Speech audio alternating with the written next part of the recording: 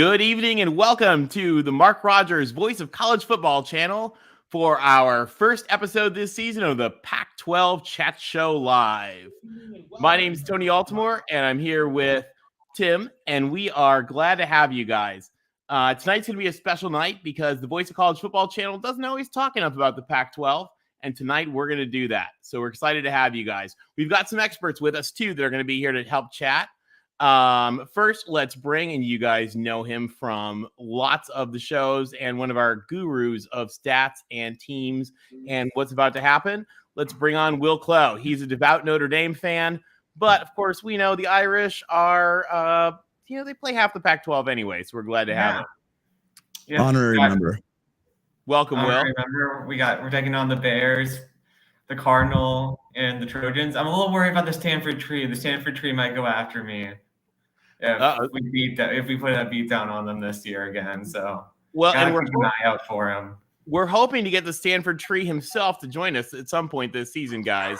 So that's going to be hopefully something pretty cool here on our special show. Now we've got another guru. A lot of you guys may know we've got quite a showdown this week between Oregon State and Boise State in a battle of the Pacific Northwest. And so we've got Jake Posey from Master Football with Jake Posey here. Jake, welcome to the Pac-12 Chat Show Live. Well, thank you. And hopefully here nobody gets upset at me, but I do have an allegiance to a team that is not the Pac-12 team there. But I'll be fair. I actually have a lot of confidence in this Oregon State team. And I think that because there's a little bit of a power vacuum in the Pac-12 North this season, they do have a shot this year. They do. And we're glad to have you because, it is the Pac-12 Live Chat Show Live, but West Coast, best coast, and you guys are part of the West Coast. I say that as I sit in South Florida.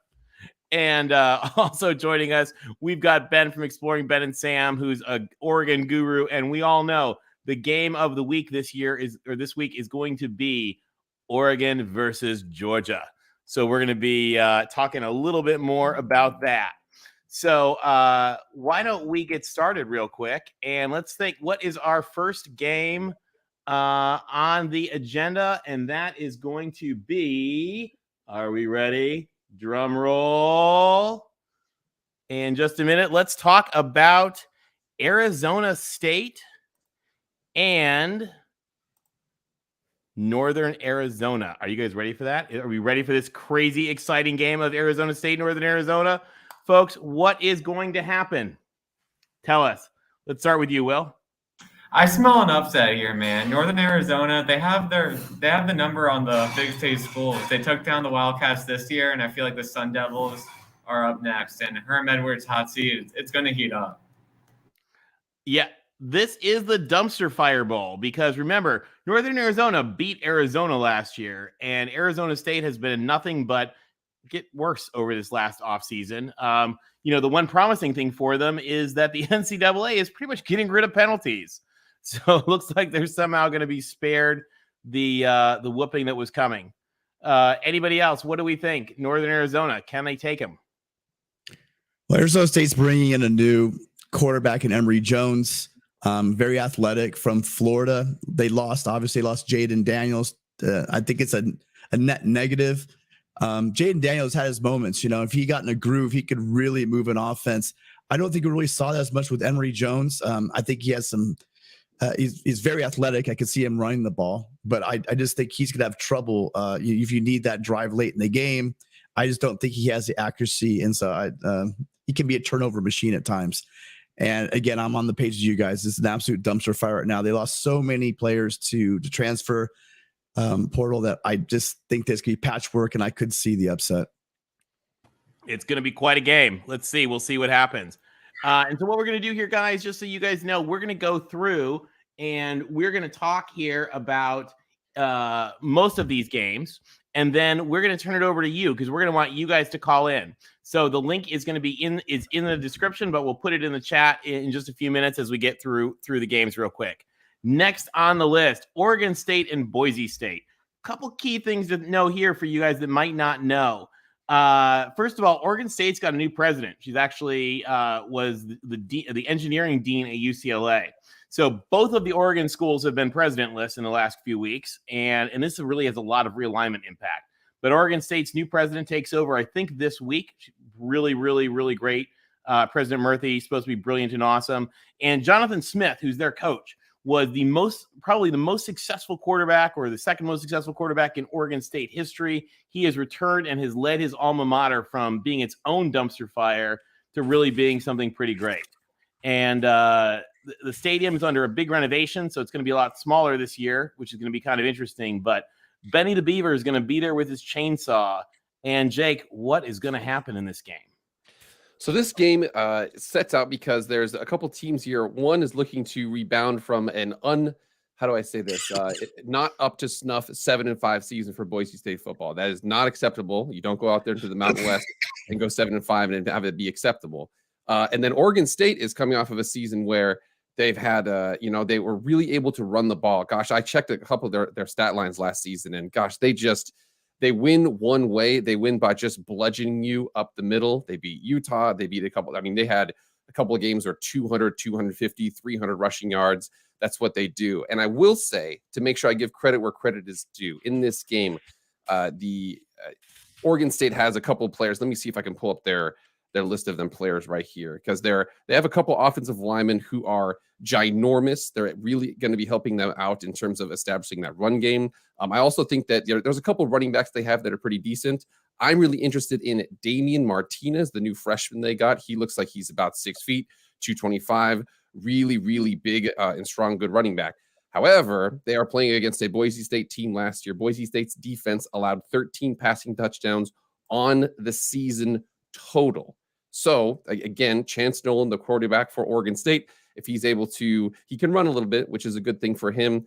But Boise State, again, I think the most important thing to watch in this game is the offensive line for Boise State and the defensive line for Oregon State. If Boise State, who was not able to run the ball very much at all last year, if they're able to run the ball, you're going to have to, they're going to be a lot more successful than they usually were. They got out to a bunch of big leads and they squandered all of them. They played UCF, got out to a 21-0 lead, squandered that. Oklahoma State got out to a 20-0 lead, squandered that. They weren't able to establish the line of scrimmage. Oregon State can do that pretty well. And like I said before this season, or at the beginning of this broadcast here, that Oregon State, again, Oregon, new coach, still plenty of talent. Don't get me wrong, my friends. Oregon still got plenty of talent out there. But Washington, new head coach. Stanford and Cal, I think they're still trying to play football out there. And then Washington State actually has a new transfer out there too at quarterback. But Oregon State's in a weird spot where there's kind of a little bit of a power vacuum. So I think they have a chance here. Again, if you look at the Vegas betting line for this game, right now it has Oregon State, I want to say -3.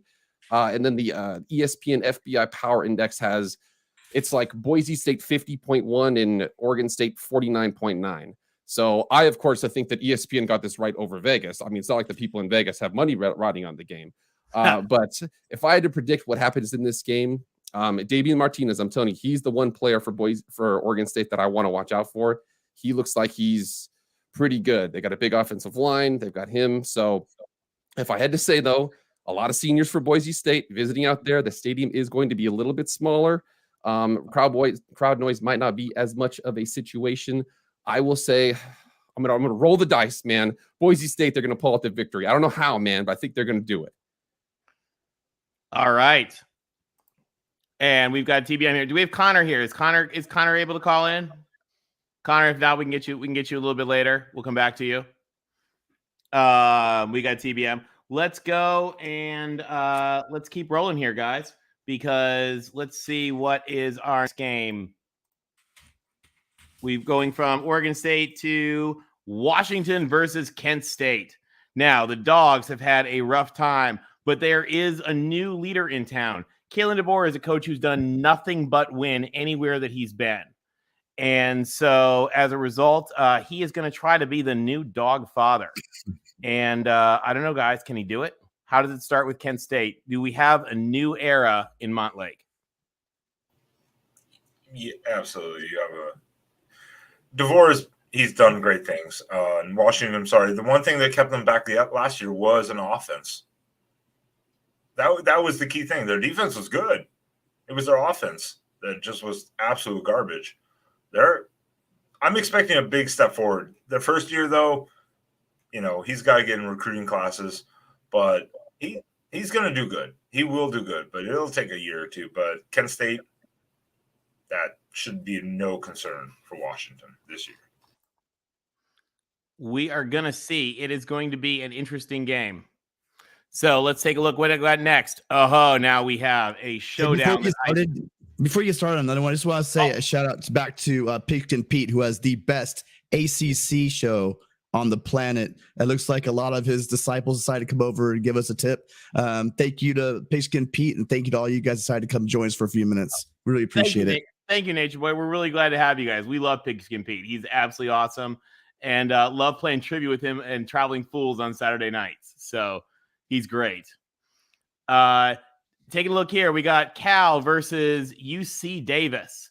All right, guys, this is the battle of the northern schools. I don't know if you guys know this. UC Davis was actually originally called the University Farm for Cal School of Agriculture, and Cal's pretty terrible, and Davis is not a bad team in FCS. What do we think is going to happen? What do you think, Will? I mean, I feel like Justin Wilcox, he's not going to let his team lose to an FCS team. I don't know. I'm leaning Golden Bears here, but I don't know, man. The Aggie Pack, if they come out and they come out swinging, I think UC Davis could pull it off. UC Davis could pull it off. Well, we're going to see. Justin Wilcox, by the way, interestingly, turned down that job at Oregon to stay at Cal. So let's see what happens. All right, now, real quick. And then, like I said, we're moving here real quick, guys, and then we want you guys to call in. We'll put the link is actually already there in the chat. It's also in the description, so we'll want to hear what you guys have to say. But the USC Trojans launched the Lincoln Riley era against Rice. Number 14 UCLA or USC. Oh my God, I can't believe I said that. Number 14 USC takes on the challenge. Don't lose to food. What do we think, guys? I don't think they're losing to food. I think Caleb Williams is set for a big game. Oh, sorry. Yeah, I think this is. Go ahead. I was gonna say I think this is a perfect opportunity for, and again, Lincoln Riley out there first game. He's probably gonna want to set a tone, and I actually think that whatever the line is or whatever the over is, take the over on this game because I bet he's gonna want to put up some points in this game. Yeah, Rice is absolute garbage. So this should not be even questionable, to be honest. I think it's going to be a little closer than people think because what I think we're going to do is not show anything and get a lot of people some playing time and hopefully get some time for Miller Moss, who's a great quarterback and a really great guy, to get some playing time as well. So hopefully this is the good warm-up that the Trojans need. Now, one other interesting thing, we want to send from our Pac-12 Chat Show Live, a special outreach to all of the former Trojans everywhere that are doing good things. Some of them have moved on from football. Some of them are still there, but there are USC quarterbacks everywhere. And we send our love to JT Daniels and to Jackson Dart and to Keaton Slovis, particularly, who are going to be fighting on. And if anybody needs a great quarterback in the transfer portal, Sears is still there. So Jack Sears, baby. I love a little family brawl. I'm loving the family brawl in the backyard brawl. I'm loving just seeing the family. There's a little fight in the family. The family reunion might not be so fun after this backyard brawl. That's what we heard. Exactly. So it's the backyard brawl is a former Trojan scrimmage. So we'll see. And by the way, just a little note. For everybody talking, Narduzzi seems to talk a lot because we took one player from Pitt, but he's taken 3 Trojan quarterbacks. You can count them 1, 2, 3, who between them have 14 stars as recruits. So, not too shabby. Somebody to call up Narduzzi and ask why he's tampering. Because I think we have the evidence we need. He did pick them up out of the rummage sale, though. Whereas we might have taken a receiver from the Louvre. Now, we've got the battle of the University of California rejects. Carl Durrell, who bombed at UCLA, versus our good friend Sonny Dykes, who bombed at Cal and is now replacing the legendary Gary Patterson. So, guys, this could be another dumpster fire bowl. Tell us, what do we think? Colorado, TCU, washed up Cal versus washed up UCLA. I don't even need to talk about this. Give me TCU all day long. Sorry, Colorado. You got Colorado's smart. offense was pretty brutal last year. They're bringing in Mike Sanford, who bombed at Notre Dame as the offensive coordinator. That defense is losing a ton from last year, and that was the only reason they won 4 games. Give me the Frogs. So yeah, we got it's Brendan Rice, interesting probably that their best receiver. He came over from Colorado off of already horrible offense.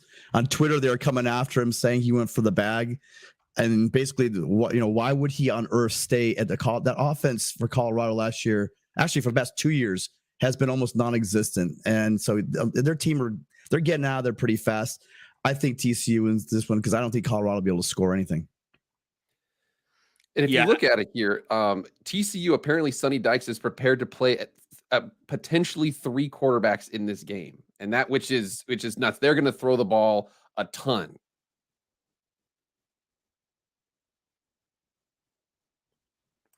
It's going to be interesting.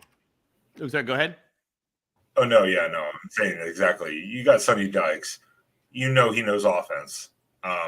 Colorado have no belief in them at all. So I don't see why Colorado would even have a chance in this game, to be honest. Unfortunately. Sorry, Ralphie. Yeah, Ralphie deserves better. I love the Buffs. I love everything about the university. I think it's an amazing place with amazing people, but that is not going to be a good football team this year. This is exactly LW, an epic battle of dumpsters. All right, now we're moving on. TBM, talk to us. We've got UCLA, newest member to be of the Big Ten, versus that great powerhouse, which actually is an awesome school that I've been to probably 10 times for conferences, Bowling Green. TBM, what happened? I'll say this. It's a good thing that we have a very easy non-conference schedule this year because not so fun fact for UCLA fans is the fact that the win in the opening week against Hawaii last year was the first non-conference win for Chip Kelly in his entire tenure there. Granted, part of that is playing, Cincinnati and Oklahoma twice, a young Cincinnati team that kind of grew up when we were also young and turned out to be pretty good. So it doesn't look as bad as it felt at the time. But he's had a kind of sort of reputation of also sort of using the non-conference as like a little bit of a experiment laboratory type thing. So I think this might actually be a little bit closer than people think. It's like 26 or 27 points on the spread, but yeah, I could see something weird where, it's really like, for some reason, it's only like a 7-point or a 10-point game at halftime. And people are wondering like, what the hell's wrong with UCLA? And then, it expands out over like the third or fourth quarter and doesn't become that big of a deal. But, on that laboratory point real quick, we have 2 tight ends that just switched to running back and changed to running back numbers, but are still practicing with the tight ends, and another former quarterback from UW who was a wide receiver named Colson, or was a wide receiver for us named Colson Yankoff, who is also switching to running back. So I have no idea what he's going to come out and do, like just, being a little chemist and doing with the lab in terms of against a team he thinks he should beat. Plus, it's going to be a frigid 105 degrees. So I don't know how long we're going to keep people out there if we don't need to. So I think it might be a little bit closer than people. And what's the over under on attendance? 22,000 seats. 5,000, 15,000 butts in seats. The same as the temperature, 105 degrees. Oh, and I think we had somebody. People. Joe was with us and disappeared. Sorry, Joe. If you want to call back in, certainly be glad to have you. Yeah, I think this is going to be an interesting one. I'll tell you, I've been to Bowling Green a ton of times, and it is really a great school with a lot of great people. But UCLA is just going to be, I think, too good for them. All right, let's move on. The game of the week for the Pac-12.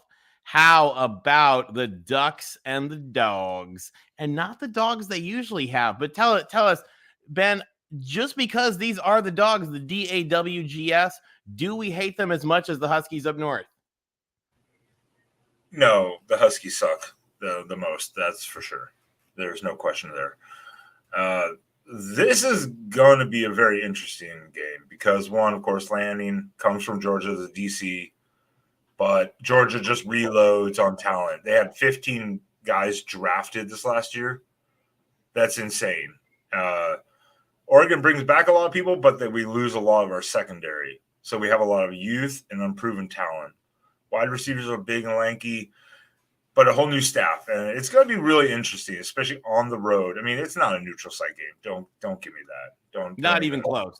Don't even try to tell me that. It's a home game for Georgia. So I'm expecting like 80-20, Georgia fans.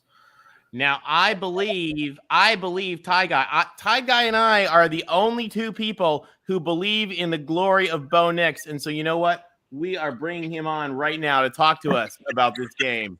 Ladies and gentlemen, welcome Jeff, the Tide Guy, who I hope you all subscribe to his channel.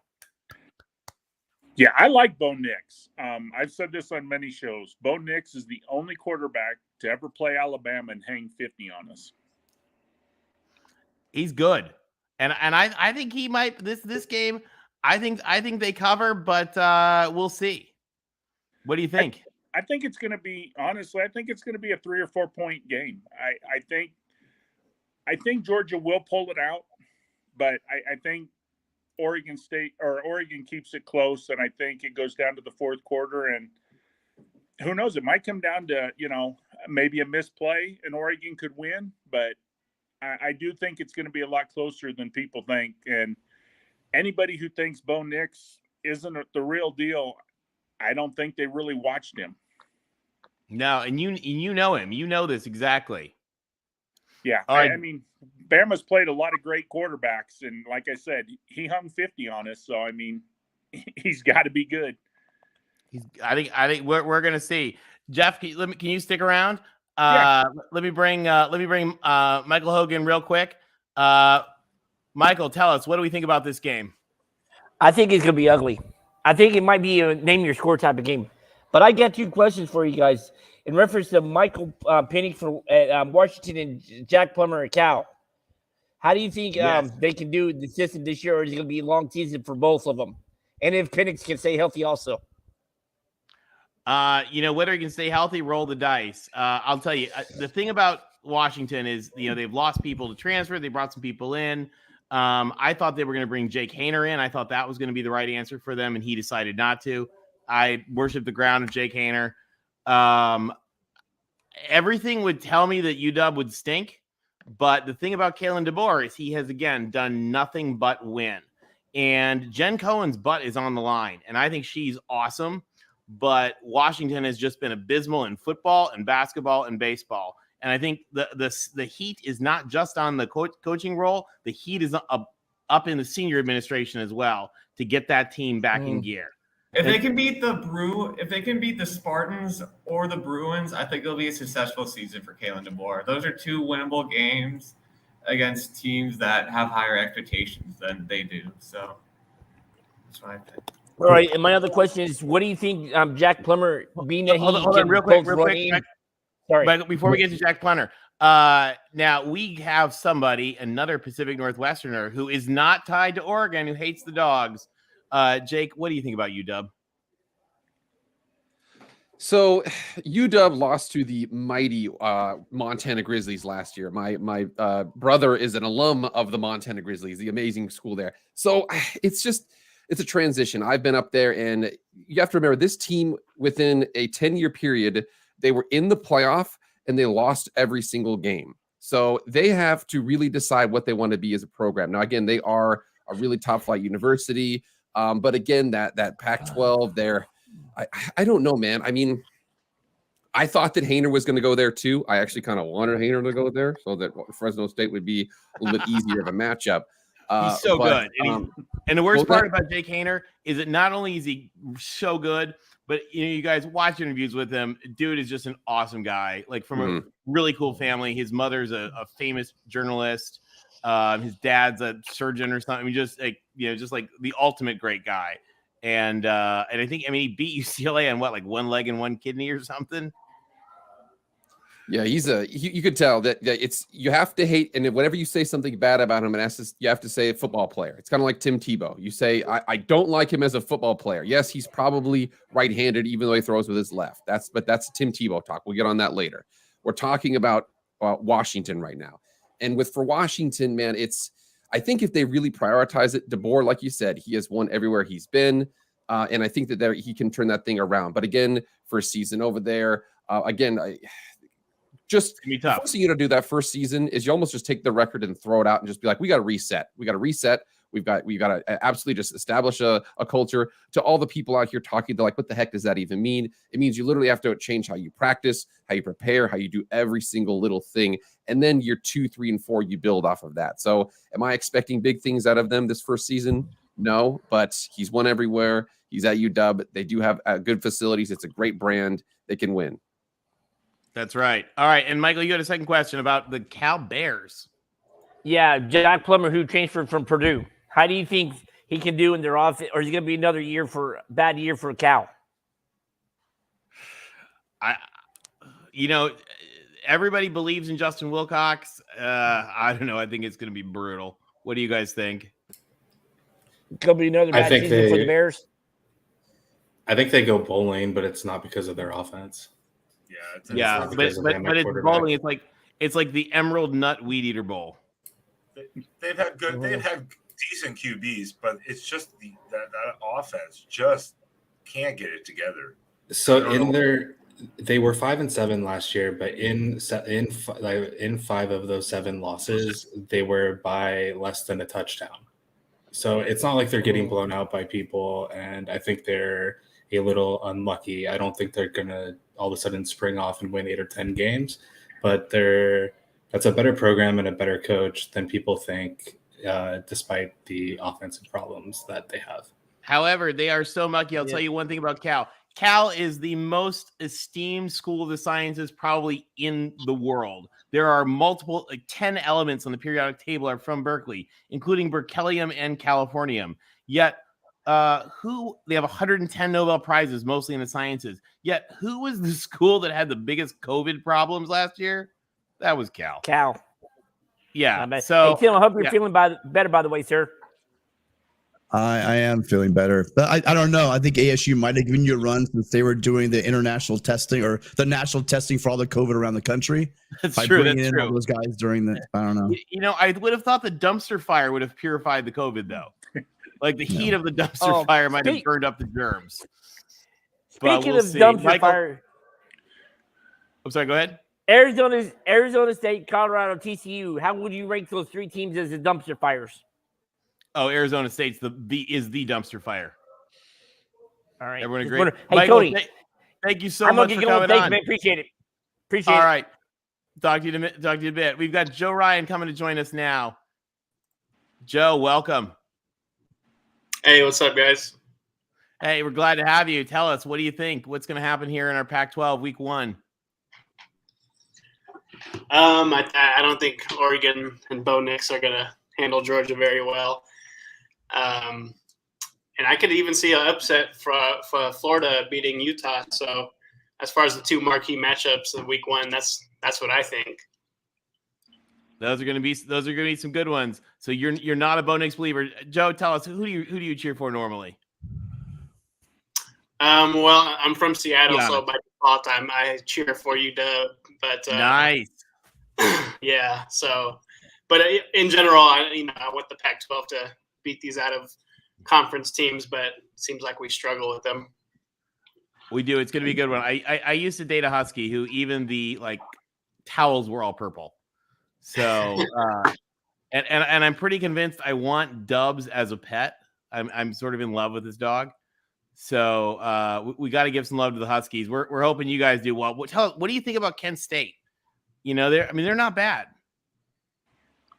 Yeah, I don't know much about them this year, but I know they're not a terrible program. So I'm really hoping we actually win. I think we lost to Montana last year, and it's pretty embarrassing. So trying to avoid that this year.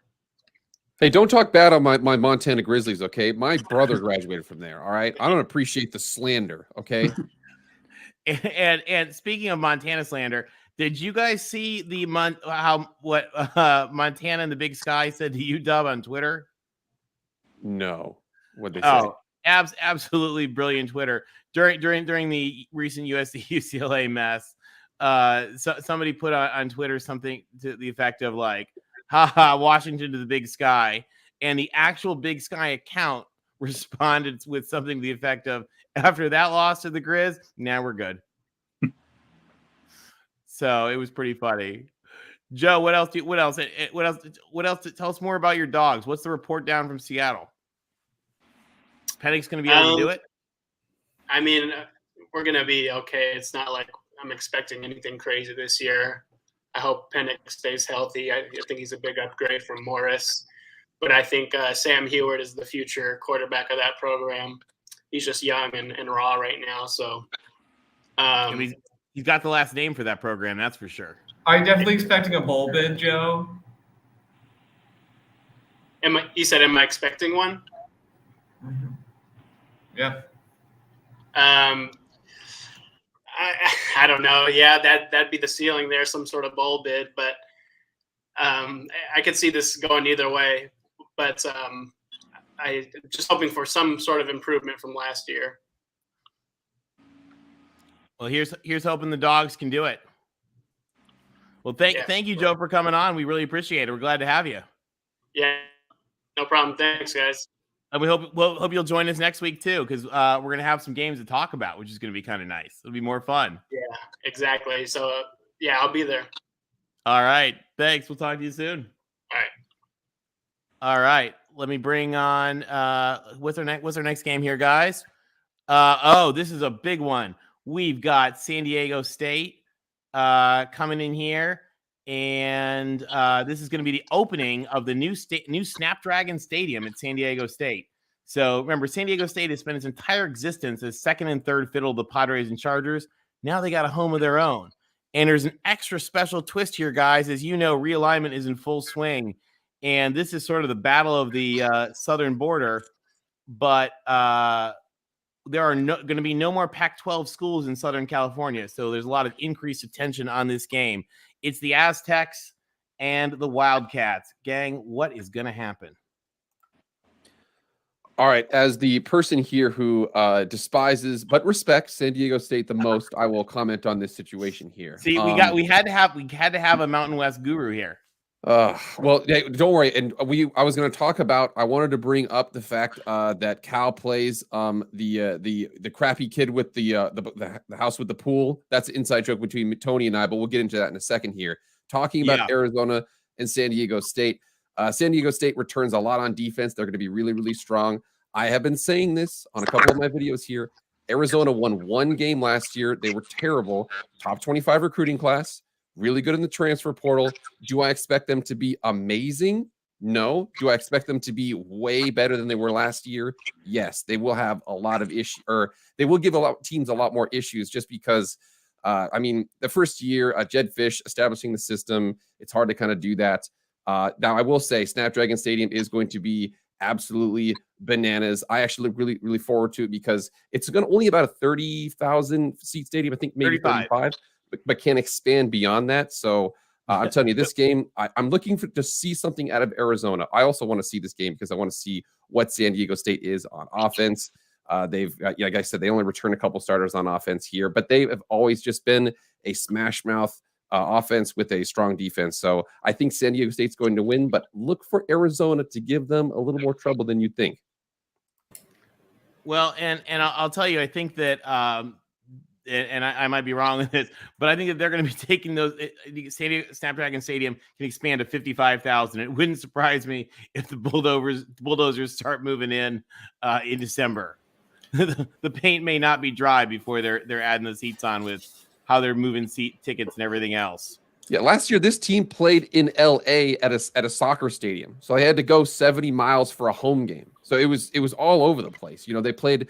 I forgot which the stadium it was. It was, and they were good. They played at the it's not Dignity Health Park or whatever it's called now, something like that. And this team heading into the Mountain West Championship was 11-1. COVID wiped out the whole roster. and then they weren't able to win that game against a team they probably could have beaten in Utah State. So it was a really drag for them. But San Diego State, like I said, 8 starters are back on defense, couple starters back on offense, but they've never been an offensive team. They're always a defensive team. I really like what Jed Fish is building in Arizona, though. Like already a top 25 recruiting class after a 1-win season. I really like what he's doing there. And and they got Don Brown, as John would know very well. John is the Blitz King himself. So if San Diego State's O-line doesn't stand up, it can be a long day for them. But one thing that will be big for the Wildcats is cashing in more in the red zone. They did not do that well last year, and I feel like maybe they could have beaten Colorado or a few other teams if they could have cashed in more in the end zone. But this will be a good game. I think it'll be closer than the people expect. I think the Cats will put up a fight, but I just think that the atmosphere of Snapdragon will pull the Aztecs away with the W. I think a good summary of both everyone talking about this before is going to be sort of the theme of Arizona's season, in that they're going to be very improved and they're going to give people some trouble, and it's going to be closer than people think, but they're going to lose a lot more often than they win.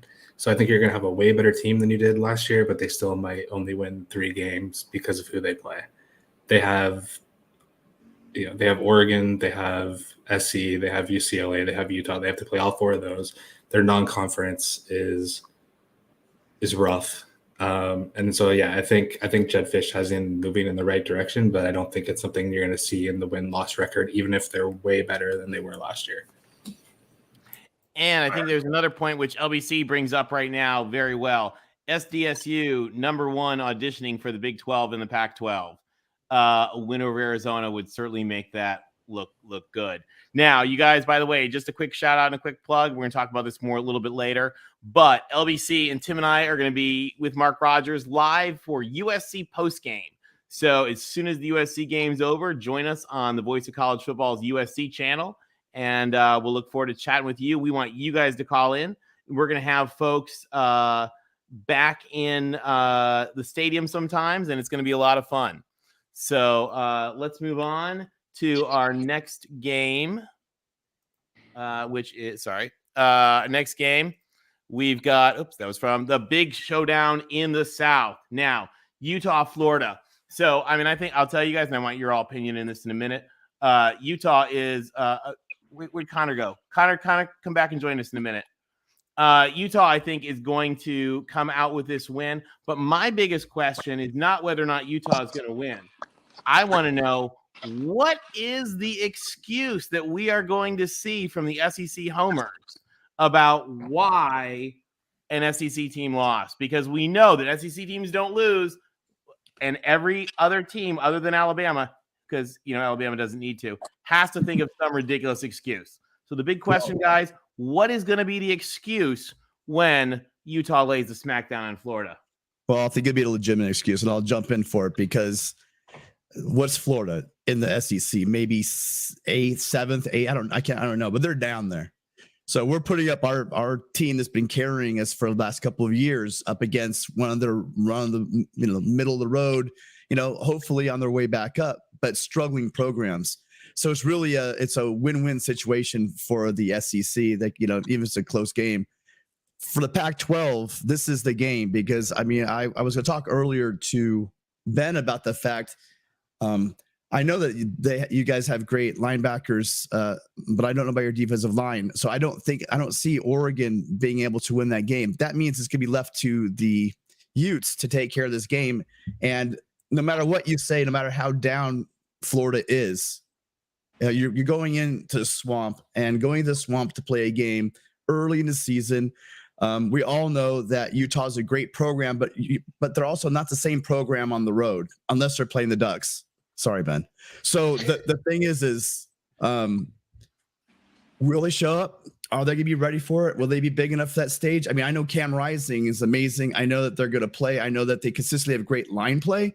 My question is going to be, one, their excuse will stand up, because if we win, it's great. We beat the 7th or 8th best team in the SEC, but it still will be a win over the SEC, and something that we can use to build on going forward.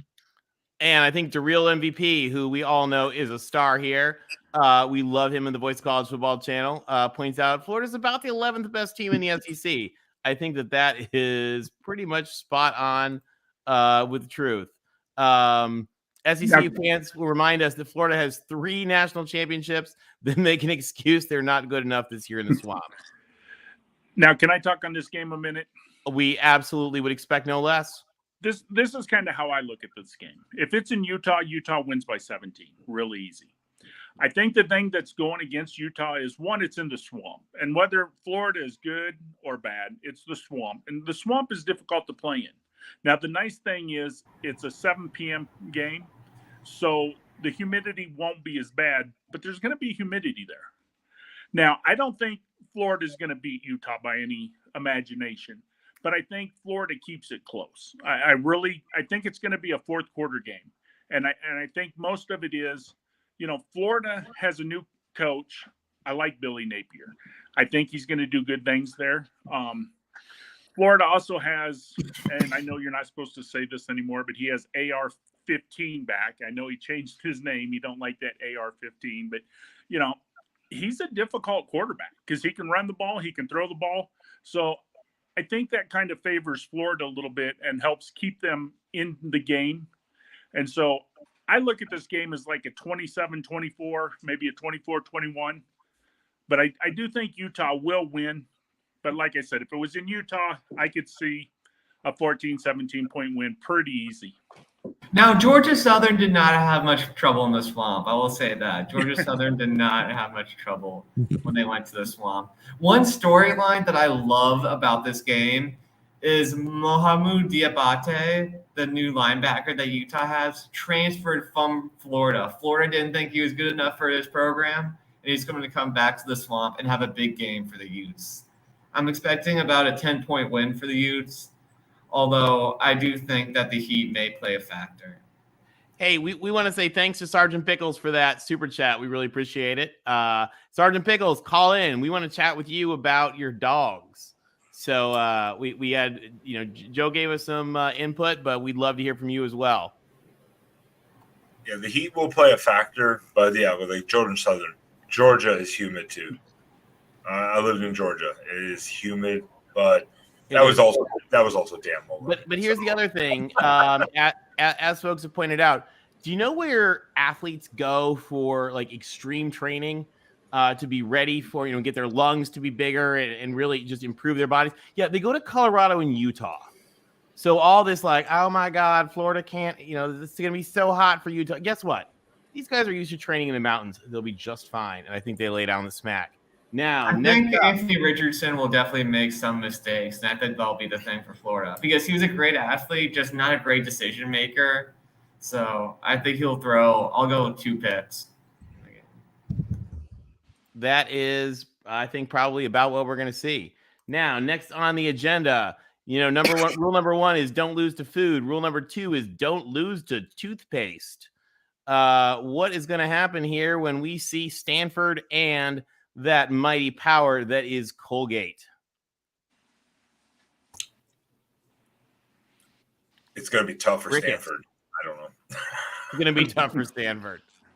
We'll see. Yeah, I don't know if Colgate. I don't think Colgate gives out scholarships, so I'm expecting Tanner McKee will throw for about 300 yards. I think he'll have a big game. Yeah, I think Stanford. Sorry, go ahead, Tony. I was going to say, yeah, no, I think so, Will. What do we think about Tanner McKee for the rest of the season? I feel like whenever he faces the pass rush, I feel like he'll struggle. And I don't know if the Cardinals can bounce back after the last year's disappointment. Here's a hot take for you, Tony. Stanford wins, and it's the only game they win all year. Oh, that is coming from a Bruin. Now, some of you guys may not know, but I'll tell you one interesting little piece of history here. And that is that when the Pac-12 was formed, Stanford and UCLA would not speak to each other for like the first decade of the conference. And in fact, for Stanford to even join the Pac-12, the rule was that UCLA didn't get a vote. So the president of the University of California had to do all the voting. He got 1 vote for both schools. So there, Guys, there is actually no love lost between Stanford and UCLA, and I think TBM has laid down the gauntlet right here. We'll see if that happens. And we'll also see, by the way, you guys, if we can get the Stanford tree to join us. He's sort of the king of Twitter. That's him in the center right there. Let's try to have him join us here on the show. All right, another game, an old school game. You guys may not realize this, but there is some Pacific Coast history going on here. And that is that old PCC rivals, Washington State and Idaho, a lot of you guys might not know this, are actually both right on the border. They're only 10 minutes apart. And so this is actually a very, very, very historic rivalry. And it's being renewed, which is, they don't always play it, which is kind of cool. Just so you guys know, be a little careful when you travel to Washington State. They're not used to the big planes out there in the country. USC's plane tipped over because they unloaded it wrong. So Washington State also, and this is big for conference realignment, folks, has a new president or new chancellor responsible for the campus. And she is really fantastic. They also have a new coach, Jake Dickert, who took over when Nick Rolovich was unceremoniously fired for violating the law last year, which is great. And he did some really, really good things in a tough situation. Guys, we got the Cougs and the Vandals. What's going to happen? Expect a lot of air raid RPO from the Cougs. I think they'll win this game pretty easily. Tony, I think that's a good prediction right there. The Cougs will roll. I mean, they got Cameron Ward coming in. They brought in the new OC. They're going to roll. Yeah, I agree. Right, The incarnate word combo is gonna rock the Pacific Northwest. I think they're gonna move the ball a lot. You're gonna see a lot of him on Sports Center. I think it's gonna be some really amazing slinging the ball all over the place. Poor Vandals won't have a chance in this one. I think that there's gonna be a lot of defensive coordinators throughout the Pac-12 just shaking their head when this kid gets into the league. All right, let me add on. We've got joining us now Connor Johnson. Connor is one of our favorite and best folks here from Oregon State. Connor, talk to us about the Beavs. What is going to go down this week? Let's go Beavs. First off, shout out Mighty Beav.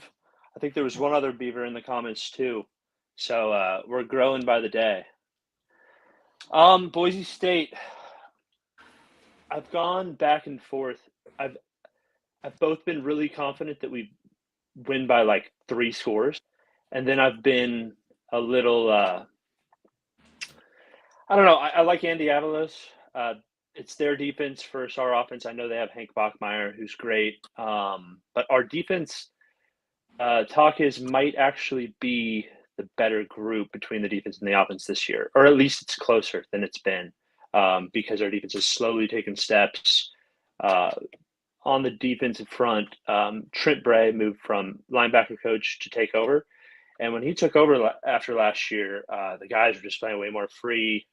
Tim Tibesar, who was our old DC, was also at Wisconsin at one time, threw a lot at the guys. And so it was a lot of overthinking plays. And now Trent Bray is just letting them run free. We also have an edge rusher from Florida who's been in the program a year, but he sat last year. Andrew Chatfield, who's a former 4-star. So there's a pass rusher that could be elite. He actually had a sack against Bama in the SEC championship game in 2020. He posted some good numbers for Florida. So that's an elite guy right there on defense. And then best secondary, arguably, in the Pac-12. I think we have 6 guys that could start. But we're narrowing it down to 4. So, or 5, I guess, if you play the nickel, which we will at sometimes. D-line's a little better. Isaac Hodgins comes back from injury. That's Isaiah Hodgins' brother. We got a transfer from Northern Colorado. I know that's not flashy, but he's 6'5", 290.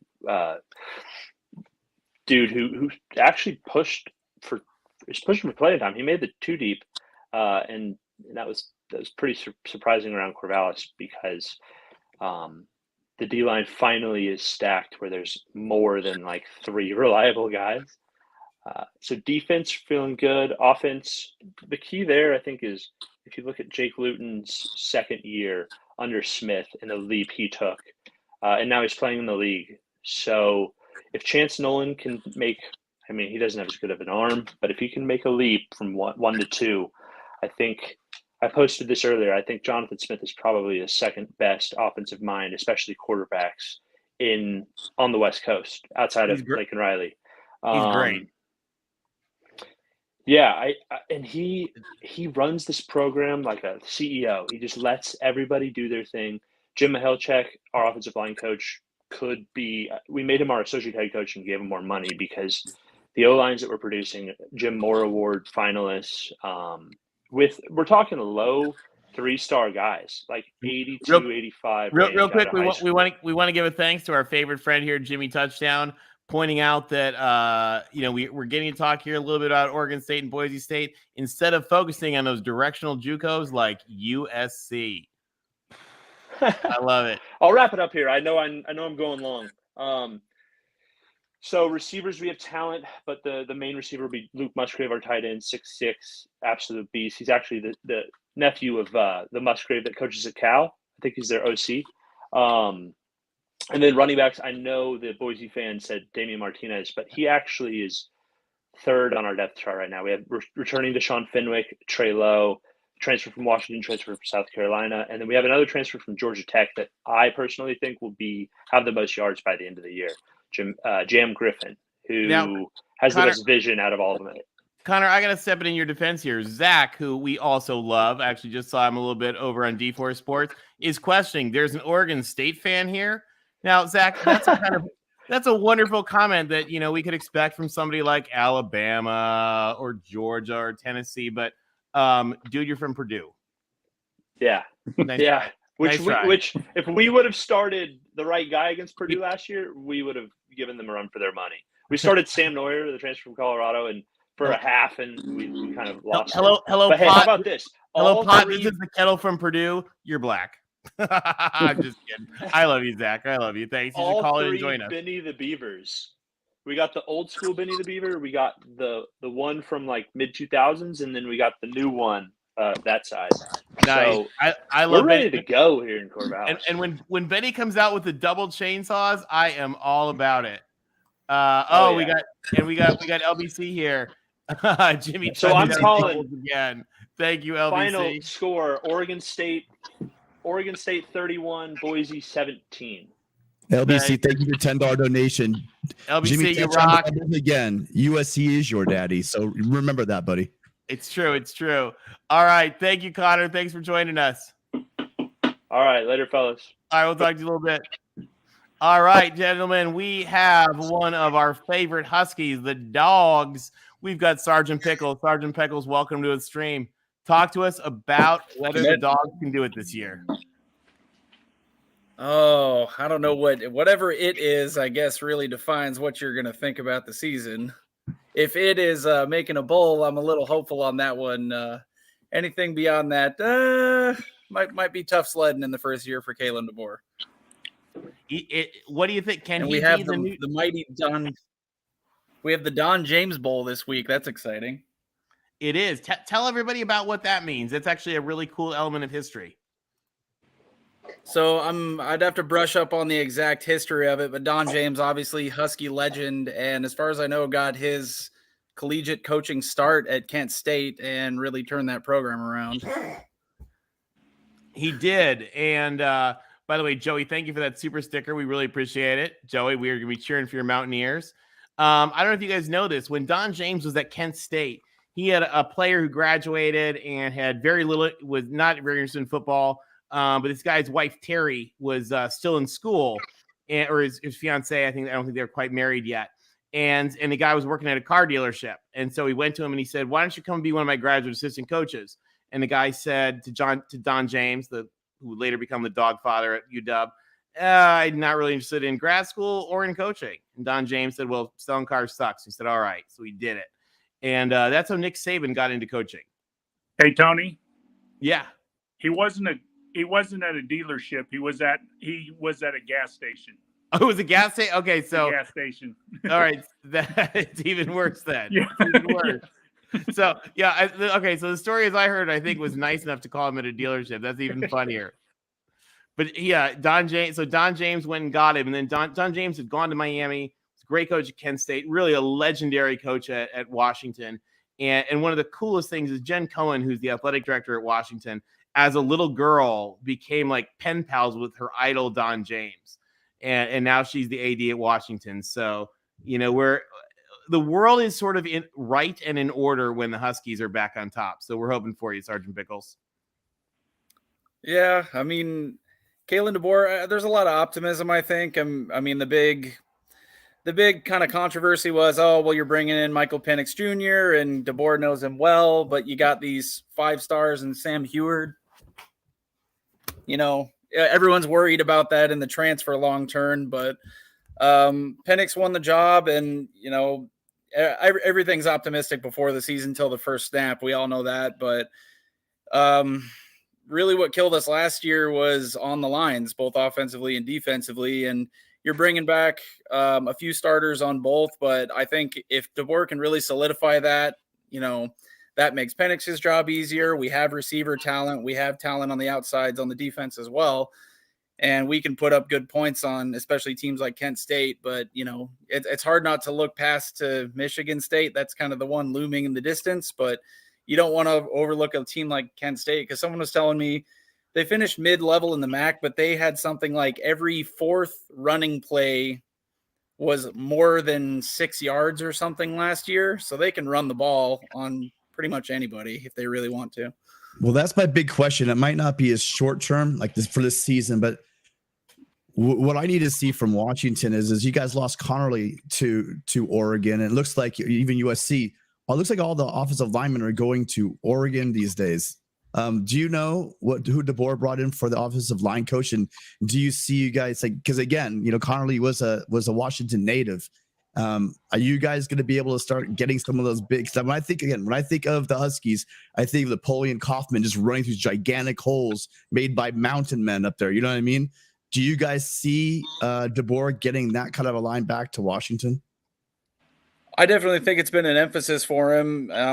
I don't know what the final breaking point was for Connerly, but we've been losing in-state guys to SC and Oregon for, a decade now. And the guys we bring in, they're no slouches. We still get some good players on the offensive line. Peterson had several very good offensive lines and guys that went on to get drafted. But I think locking down that in-state talent's been a really huge emphasis for Washington for years. And I don't know if NIL is going to tip the scale or something like that. But yeah, Napoleon Kaufman, absolute legend. I was thinking a big link blocking for him also. Washington's been out front of NIL too. They're actually they were one of the first schools to really adopt a strong collective. Whoever's squatching, can you guys mute? And as a result of that, I think that they're going to be pretty well positioned for NIL. The folks up there are legends for that. Washington actually pioneered NIL back even before it was cool. I don't know if you guys know this, but the 1956 scandals that blew up the Pacific Coast Conference started with Husky NIL. So, which was really just Husky for pay for play. No, I thought you were going to talk about the Don James NIL, but anyway, we digress. There was plenty of that as well. It was good time, good times in Husky land. There's always been money flowing, and there's a guy named Torchy Torrance, who's one of the most famous and colorful characters of UW history. If they start winning, maybe we'll talk a little bit more about Torchy sometime. Just one of those epic like characters of college football, and about the most devout Husky there could ever be. And Pickles, know that I'm absolutely completely kidding about all that, but I see how you are, Tim. I see how it is. Hey, Pickles, we love you. We're giving you a dubs up. I figured my friend there in the bottom corner would do dubs down, but it's all right. Hey, I think it's actually going to be a interesting game against Oregon. I'm not going to throw money on it, but you get smashed so many years. I guess the statistics return to the average eventually. I mean, if you don't punch your players, you might have a chance, Sergeant Pickles. Yeah, Washington. I think we're going to be about 7-5. It'll be a decent season. If we can pull an upset against Michigan State, you're kind of in that 8-win territory and looking towards, building towards something really good in the future. Jimmy Touchdown. Thank you. He's pointing out, Jimmy, I'll tell you, those dog fans, they are devout no matter what. They stick with it. Yeah. it's fun listening to people from other parts of the country speak about the Pac-12 as a complete unit all the same. They have no idea what it's like for the big programs. Yes, we got another comment, by the way. Mark from who is the voice of college football, is going to be on in a 24-hour live stream from 4 a.m. this in a few hours now until 4 a.m. On Friday morning to kick off the season. So, guys, he's a crazy man. You have got to help him out on that. We got to keep him sane. Mark, I hope these are pre-recorded messages and you're actually sleeping right now. If not, I suggest just maybe break it away. Red Bull and Colombian powder, Mark. No, I'm just kidding. What we do want to also tell you is for those of you guys who are going to be watching the games tomorrow night, which is there's a bunch of really, really cool big games tomorrow. Tim and I are actually going to be helping host Mark's channel from 8 to 11 p.m. So right there in the heart of a lot of those games. Come join us, chat, call in. We're going to really depend on you guys during those games. So we're going to appreciate having you. And then real quick, let me just throw the link in here again one more time. I think you guys can kind of see the link. We'd love to have you call in and join us. Let me just post it again real quick. That's our link to dial in. We just posted it because we'd love to have your chats. Jimmy Touchdown, why don't you join in? Yeah, that's what he's got fun comments there. Clay, HR Piggin stuff. You should call in, by the way. I like this. Clay Helton could be the guy who gets Scott Frost fired. How ironic. It's possible. Frost is safe until after October 1st. Let's give another shout out. Tim, why don't you tell us about Mark's Patreon here on the Voice of College Football channel? Yeah. So the reason why a lot of these shows popped up, we really wanted to make sure everyone realized just how much fun we're having almost every single night on Mark's Patreon. Once you join the Patreon, you have access to the Discord channel. And on the Discord channel, we literally almost every night do what we're doing right here using StreamYard, the same software you see right now. A bunch of us get together and we just talk college football. There's members and everyone knows that guy where their friends are so tired of hearing you talk about college football. This is the place you can come to get it out of your system. You guys can come visit us. We're there a lot. If we're not doing video chat, you could always leave posts. There's constant posts. And I know you guys are posting during work because I see it during work hours, but everyone's invited. It's $5 a month. And just for Mark's giving away free, basically he has I don't know how many guys, Tony, about 8, 10 guys. I think about that. They're giving out every week, giving out their picks. So if you guys are gamblers, these guys know their stuff. It's a great way to maybe get some of those sports odds in your favor.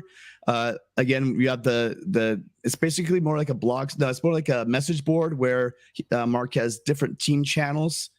You name it, he pretty much has it. And if we get enough of you guys in there that's not there, we will create one for you. But again, the biggest benefit is we do watch parties as well, where we're going to be watching a review of a game. Maybe real quick, Alex, if you're back, if you want to dial back up, sorry, we're just switching over. We'll join you real quick. Alex, sorry, we lost you for a minute there.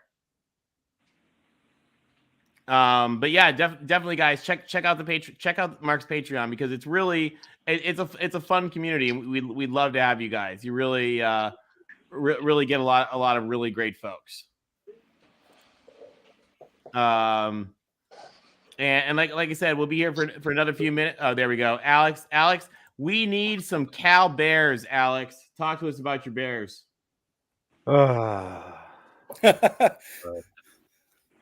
Well, I will say this. So, last few seasons have been disappointing with a few wins here and there that kind of sprinkle it up a little bit. Last year we start 1-5, and we're wondering, are we starting to bottom out? And then, holy crap, we upset Oregon State. We win the Axe in Palo Alto in emphatic fashion.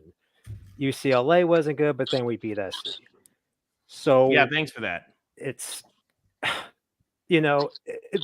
we're kind of winning some games, and the only consistent thing so far, the defenses have been pretty good. Like going up against Oregon, we're able to, even some games we beat Oregon in 2020. Yeah, exactly. Like Wilcox is a good coach with a generally bad offenses. Like last year was a little better than bottom 20, but generally it's been a good defense with an offense that may get us to, essentially our ceiling is 7-5, 6-6, maybe an 8-4 if our, with the current offensive paradigm. So this past offseason, we bring in a transfer from Purdue. Some of the talk during the during fall camp was offensive line is kind of taking shape, and apparently we may have some good talent at receiver, but it's like, well, what can we actually expect from the offense? Until we actually start seeing something, it's hard to imagine. And our schedule this year starts off pretty soft. It's, we got, it's nice to play another UC, I suppose, but we have UC Davis, UNLV, and then a trip to Notre Dame that a lot of fans are looking forward to. I'm reading that some big donors, like we got, there's going to be a lot of folks out in South Bend, and I'm going with my cousin who's a domer. So that's going to be a big trip for us. And that's what I'm looking at that game is, Justin Wilcox said something that made me laugh earlier in the week. He said, we want to be explosive on offense against UC Davis. I'm like, oh, great. We might score 30. Yeah. So, I hope you guys do better. And I'll tell you, that trip to Notre Dame, if any of you Cal Bears are going to go to Notre Dame, that's going to be a fun trip. It's a great place to see a football game. It is a beautiful campus, as is Berkeley, and a great place. And I'll tell you another thing I really think about Berkeley. Berkeley was really the school that led the creation of the Pac-12 out of the collapse of the PCC. And Berkeley always played a very, very, very strong leadership role under Chancellor Seaborg and President Kerr. And Berkeley, they literally invented the atom bombs. It's where the Carnegie R1, R2, R3 were developed by. And we need Berkeley to be back as a leader in the pack. And I think that actually starts with winning some ball games. So on behalf of the conference, we hope it goes well for you guys. Connor, that's cap. Wait, Connor's giving you guys some shout outs right there. Is Connor talking a little smack on Mr. Will? I will say this, like in some of the teams that I've looked at, I don't think talent has been the problem. Yeah, it's like, it's amazing that with guys like Aaron Rodgers, Deshaun Jackson, Marshawn Lynch, all we got out of that was a share of a conference championship, and that was it. All right, now, Will, so the gauntlet has been thrown. Talk to us about this comment right here. Touchdown against Cal. I'm not trying to be too mean here, but I don't think we're giving up a touchdown. We're not giving up a touchdown versus Cal. You heard it here from Will, our Notre Dame guru. I will say this. So the spread is 17, I think we cover, but I could see us playing it close and we're competitive and we lose like 20-6 or something. Like we may be able to control things on defense a bit, but again, is the offense going to show something that we haven't seen in the last 5 years? Like, again, we can roll up 40 on a 3-9 Stanford team, but then, we play a good UCLA team who wasn't even that good last year and they just blast us. Like, can we actually show up on the road against a good team and put up some points? Or, like even Oregon last year, I was amazed that, I didn't think we could do anything, but we were controlling the game. And then we're at the goal line at the end and, they blitz everybody and, blow the play up and that's it. Like, do we actually like that? And the other thing is this, we have 2 gimmies to start off the season. I would hope that this coaching staff has essentially been using the whole offseason to game plan Notre Dame. Like, if we're going to show something, that's what we're going to show it or not. Like, is that so? And again, soft schedule, we can start off like 4-2 and, we could end up 6-6. I don't know. But on the other hand, if we have something on offense, we can be much better than that. The question is, when is that going to take shape? Other than that, I mean, we're going to find out in 3 weeks essentially where because Wilcox is kind of on the edge of if he had a few less wins than he has, then it might not be looking like something that goes forward. On the other hand, we gave him an extension because he was apparently in talks with Oregon after going 5-7. So it's a very odd position we're in where he wasn't just in talks with Oregon. They pretty much reported he had the job. Yeah, which it's kind of mind blowing. That's kind of where college football is now, but we're going to have a lot better idea of kind of where this is going with that game than from this first weekend. But it's at least we're still in the Pac-12 for as long as it exists. I personally don't think the Pac-12 has much of a life in the next coming years, but enjoy it while it lasts. We'll see. If you look at it, hey, by the way, Alex, thank you for joining us. We really appreciate it. That's Cal's one of those teams that doesn't get talked about enough, and we're glad to have you. Yeah, thanks, guys. Thank you. Go ahead, Tim. Sorry. Oh, that's right. Go on. No, go ahead. I was just switching. I actually lost my train of thought, so go ahead. I'm reading the chat. All right. LBC reminds us Cal has some good wins, beat Ole Miss and Oxford, and we'll see. I mean, it would kind of shock the world if they could get to Notre Dame, but we'll see. Tony reminds us the Wilcox versus Oregon conversation will be a legend for many years. What really went down and what was said? That is a very, very good question. But Justin Wilcox he's a true son of Oregon. From a devout Oregon Ducks family. But he's coaching Cal, but that doesn't make him the first one to do that because, and I think he might even have some of the Oregon records, but probably the greatest halfback to ever play for Oregon was a guy named John McKay, who certainly did some nice things down in LA as the king of the Trojans. So John McKay still holds the record for the most average yards per rush. Yeah, it's pretty amazing. Mighty Beaver, the Bears are beating Stanford for a second year in a row. Okay, what's with Stanford always coming out with like good starts? Like they always have a great October and then just a terrible November and December.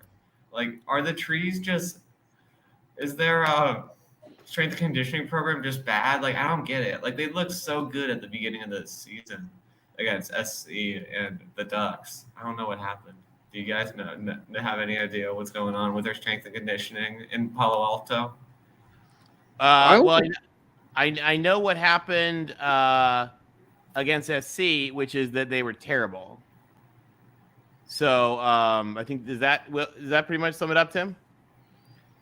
That sounds right to me. Yeah, but what I'm thinking of with Stanford again, it just seems like Stanford's not getting like they used to pride themselves on that. What do they call it? Can't remember what it was so stupid, but it was like about academics, dominance, whatever their phrase was. But they don't have that. I mean, in all fairness, they are the number one academic school in. Yeah, we're talking football though, Tony. I'm not talking about that crap.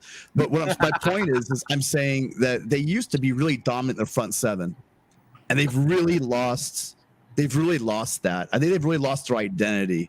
And as much as people talk about the Andrew Lucks, and the Bryce Love, those kind of guys, where I always saw it was Jim Harbaugh brought that just toughness on both lines. And it just seems like I think Shaw is a great coach, but for some reason, they just haven't been as dominant in the lines, and it's shown over, especially over the past couple of years. No, they're very true. I also think that there's a certain limit of just players that they can use. I truly believe that Notre Dame, Vanderbilt, and Stanford all cannot be good at the same time because there's not that many 3.5, 4.0 GPA recruits to go around. So I think that's a big thing that's holding them back is the fact that it's like just getting those athletes out there, like you said, that the lines they would just come right at you. They might not have the speed on the outside, but they sure as hell we're going to come straight forward. But it's just tough to be a super academic school and have be good while other super good academic schools are good as well. I think Notre Dame, like I said, they're on right now. when Vanderbilt was on back in the day when they had James Franklin. But I just think that you can't have that many good schools be good at the same time. And just to give some perspective on just what he's talking about right here, these are the top 10 academic schools in the Power Conference. And it's a mixed bag there, isn't it? If we look at that group, it's some up and some down. Where's the Big 12? Hey. Oh, we don't talk about that conference on this show. Anyway, thank you, King, for the $10 super chat. UCLA 11-1 will play in the Rose Bowl. King Vegeta, that's a bold statement. I like the confidence. I think UCLA took a huge step last year. It looks hopefully that the mad scientist Chip Kelly, who doesn't want to recruit, somehow is putting together to put wins in. I'm not sure about the 11-1. I'm assuming the one is the loss to USC, but the other wins, they're gonna come. I'm not exactly sure if you're gonna get that many though. What do you guys think? I think 8-4. Yeah. 8-4. 8-4 is incredibly disappointing given our schedule. Yeah, and I think I'm more optimistic than that. I'm thinking maybe 9-3. 9-3. If we don't go 9-3, we're very bad. Just like literally off of who we play, and that's 3 losses being to Oregon, USC, and Utah. That's just like if we beat who we should beat and we lose to who we should lose to, we go 9-3. Well, Chip Kelly's on is it just 1 year extension kind of contract? He has 2 technically, but we'll see what happens. Okay. I mean, the dream is that he goes like 10-2, and then somehow the NFL sniffs around and he leaves, and we can rebuild before we go to the Big Ten, because the roster after this year, starting this year, is like it's going to be like just completely depleted. We're not using like 15 scholarships right now. We just gave like 6 walk-ons or 8 walk-on scholarships, and our recruiting class for the next year is like literally 5 or 6 commits if you look at 24/7 right now, our next year's class. So I mean, we'll go through the transfer portal and dive around like we have been for the last couple of years, but the depth is going to be like a real issue, after this year. We still have a ton of top level people, and maybe like we're fine if we stay healthy, but like on the offensive line, if we have more than like 1 or 2 injuries, things can get real bad real quick. Now, Jake, I have one more Boise question for you. I know you got to leave soon. How's the O-line looking? Because I heard I was looking up stuff about Boise, and I heard the O-line was concerned last year. Is it looking better? Yeah, and that was a big reason why, again, they basically could hold a lead and get a lead on anybody they played, but they could get a lead on anybody they played. They couldn't hold it because they couldn't establish the line of scrimmage. Watch the interior 3.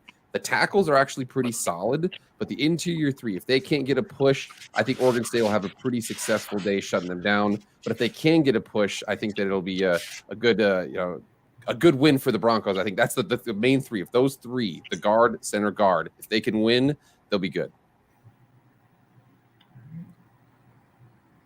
But I got to go, guys. Like I said, it's a school night. I got to make some content out there. First of all, this was awesome. Thank you to everybody here. I got to bounce. Mighty Beaver, good luck to you guys, too. And they lost 2 mediocre Mountain West teams last year. Yeah, okay, thanks, cool. But anyways, guys, I will see you guys later. I appreciate it. Great. Hey, thanks so much, Jake. Beavers are going to win still. Well, so that goes back to we were talking about earlier. If we could jump back to where I was curious if you could help me out on that, Chris, with the recruiting and what's going on at UCLA. I'm worried about you guys heading forward. Thinking even 2 years in advance, building up those lines. Is there a reason, or has Chip Kelly ever spoken out publicly? What's the story with the recruiting offers and as far as looking at the 2023 season, where are all the recruits coming in? So I don't think he said anything publicly. I think that the general idea behind it is that he has sort of taken a NFL idea toward it and just doesn't want to deal with the circus that comes with trying to go after top high school kids. So we've been very selective with offers. I think there was a stat earlier this year where like, I forget what positions, but like maybe 2 or 3 positions of Oregon in terms of how many offers they'd given out was more than like, like maybe Oregon had given more offers out to wide receivers and running backs than we had to like all positions. He's being super selective with who he offers. And it tends to be like a very like, oh, I have to go see the kid. I have to like talk to him. It hasn't, and like trying to be selective in the same way that Stanford did that, but they used to do that very successfully. And we haven't been successful in making our offers selective. But I think the other part of it is that he thinks that, if I do well enough on the field, then I can just go into the portal and pluck who I want out. So maybe I only need like 10 or 12 people in a class. And then I pull the other 10 or 12 from the transfer portal every year. The problem with that is that you can also lose 12 guys in the transfer portal, and then you wind up having a lot of empty roster spots. And he did his defense. He has done very well through the transfer portal. Charbonnet is one huge example. Shine like you.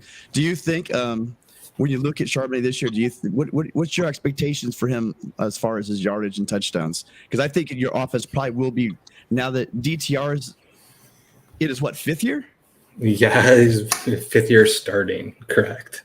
Right. So it is 5th year. Do you think that Chip Kelly is going to have well, my question is, you've lost your receiver, right? Coda up to Oregon. Do you see him going Coda? No, I don't think that's that big of an issue. And the one I really miss, and who NFL fans should pay attention to, I think he's a perfect fit, is the kid Kyle Phillips.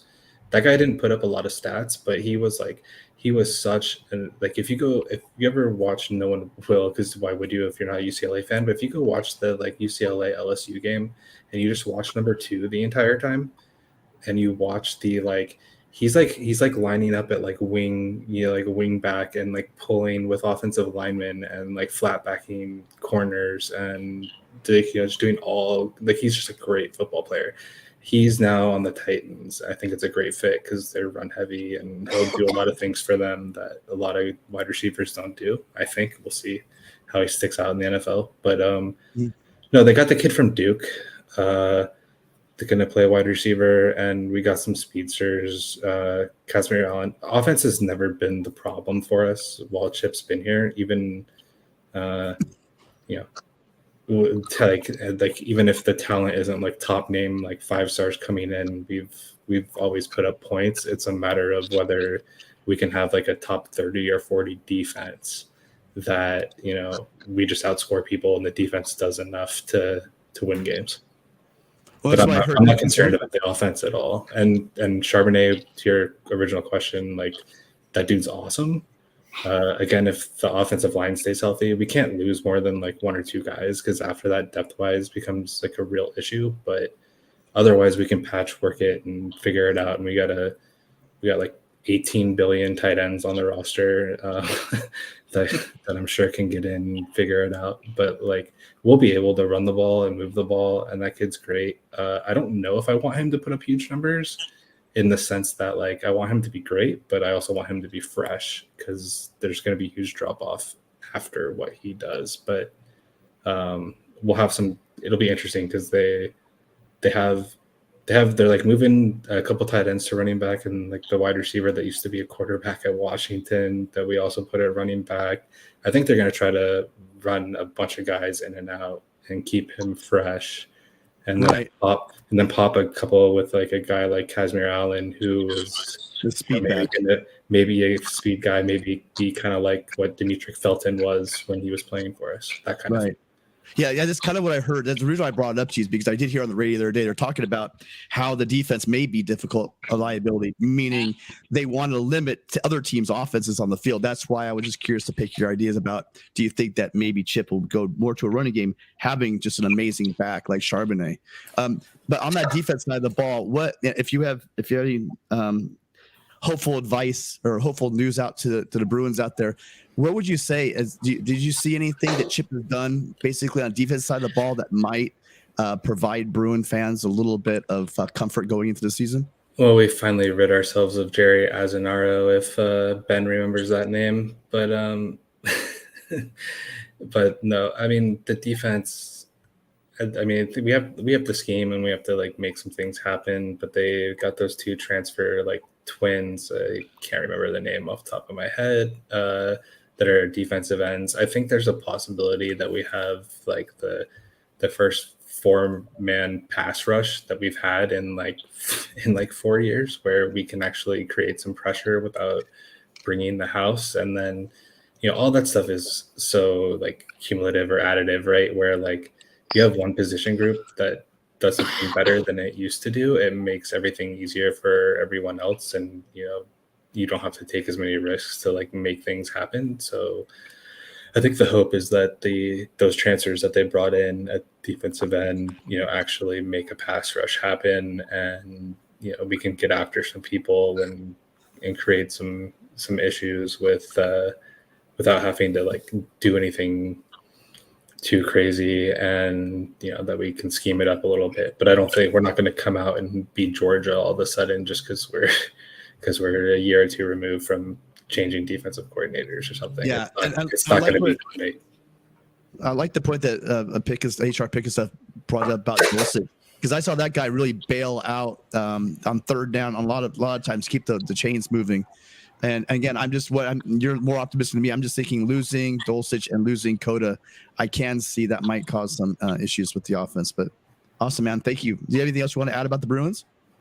No, you're good. Yeah, Dulcich was a stud, but I think we're gonna find a way to score points. We always people said the same. Like every year under Kelly, we've lost dudes that were huge parts of the offense the year before, and we kept finding ways to put up 30 or 40 a game. And the offense is just not something I'm concerned with. I think that they'll find ways to score points.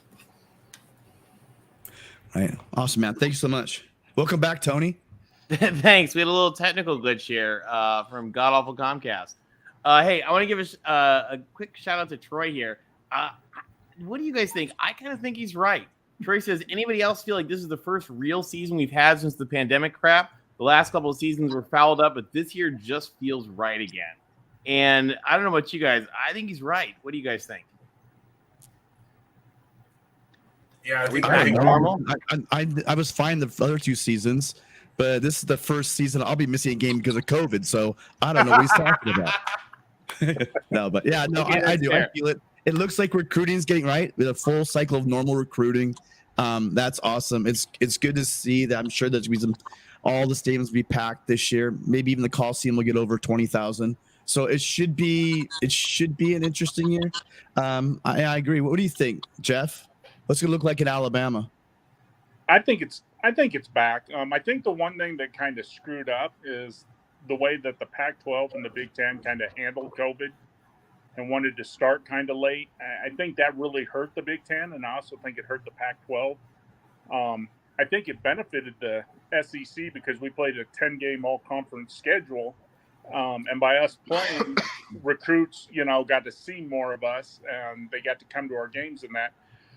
But I think this year it does kind of feel different. I think this year, I don't think that you have, like the last couple of years, you've seen only two teams that you thought would win the championship, where this year, I think it's open. I think you got teams like Utah who could make it. I think maybe Baylor makes it this year. So I think there's a lot more optimistic teams making the playoffs and actually making a run. I don't think it's just going to be a runaway like it has the last couple years. And I, Mikey, we do want to give a shout out. Tim is suffering badly of COVID, and he is still here with us, still doing the Lord's work, getting us ready for college football. We're a little sad that our sideline reporter or our Coliseum reporter will not be at the Coliseum.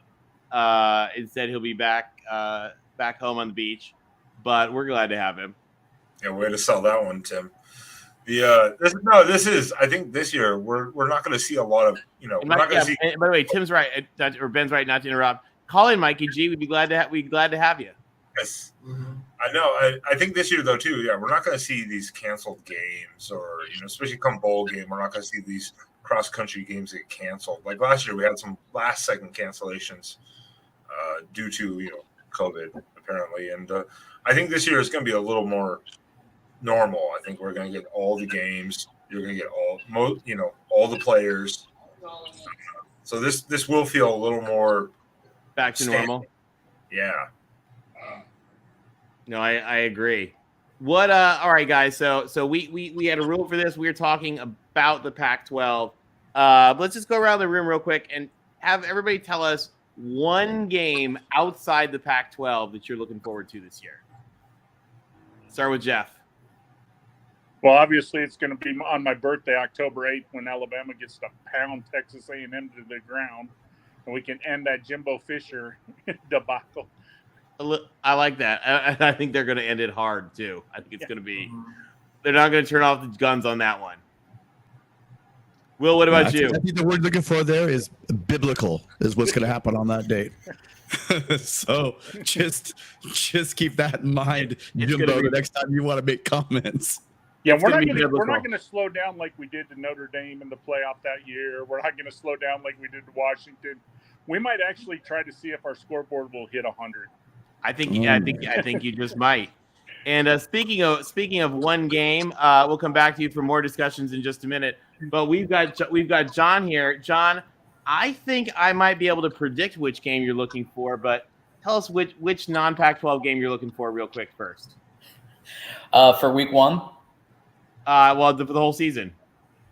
Well, I mean, the whole season, obviously the game is pretty much our whole what we look. It's win or lose. That's our season, the game. Michigan. And I think everybody here knows that you are a devout fan of Ann Arbor. But tell us real quick who the game is. The game. Oh, you're Michigan cutting out, John. versus Ohio State. Hail to Michigan, the leaders and best. I also thought I had a thought. If Michigan gets into the Rose Bowl with USC or UCLA, I think we got to do a voice of college football live from Pasadena. Get a block of seats and let's go. Let's go. I think we should. I've been to three Michigan Rose Bowls that were all a blast. Two of them against the Trojans, and it was a lot of fun. Will, real quick, tell us your game. What game are you looking forward to outside the Pac-12? Well, if we could pull off this win against Ohio State, I would love to go on the college football live show on the Voice of College Football and just relish in it. That's my biggest hope. Will, I think we will make a special show for you. It'll just be the Will ND show if you guys can beat Ohio State. Yeah. Tim, what about you? Well, I've spent so much time with Joey Foster and Golden Blue Dude lately that I'm really interested in the USC quarterback bowl coming up on what's it called? They call it something else. I can't remember. But Thursday night. Brawl. Oh, that's what it's called. Yeah, I thought it was a USC brawl. USC Garage Sale Showdown. I do want to see that because it's going to be interesting. There's it's a lot of lenses you put on your quarterback when he's your quarterback, and then when he's not your quarterback, when you're OC and when he's not your OC. So it's going to be really interesting watching that game. It's almost be surreal watching a game with all these key players in the USC offense for the past couple of years, and now they're going to be in arguably one of the more storied rivalries in the history of college football, and I'm really going to enjoy that Thursday. Of course, unfortunately, Tony, like we found out, Mark kind of tricked us into. Yeah, we said, "Sure, Mark, whatever you need." Mark suckered us. Mark suckered us. Mark was like, Mark was like, "Yeah." Mark said to us, "Yeah, can we have your help?" We're like, "Oh, sure, of course, Mark. You're gonna be on 24 hours." He goes, "Good." You guys have 8 to 11 during like the great opening of college. So yeah, but you know what? I'll tell you what. After what he does for all of the sports community, all of us that enjoy the channel, and especially what he's doing over the next 24 hours, we kind of owe it to Mark to be able to take 3 hours and just relax. and get to watch football with no responsibility whatsoever. I think we all owe it to him. So we would really appreciate any of you guys watching tonight if you could join us tomorrow while you're sitting there with your laptop watching the Backyard Brawl.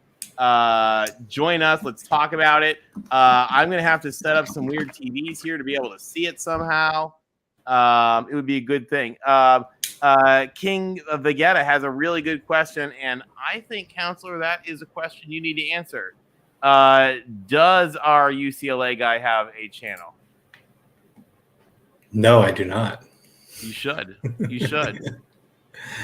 Well, we'll see what we can do there. There's a right, scheduling issue, but can I pop off real quick on your question of a non-Pac-12 game?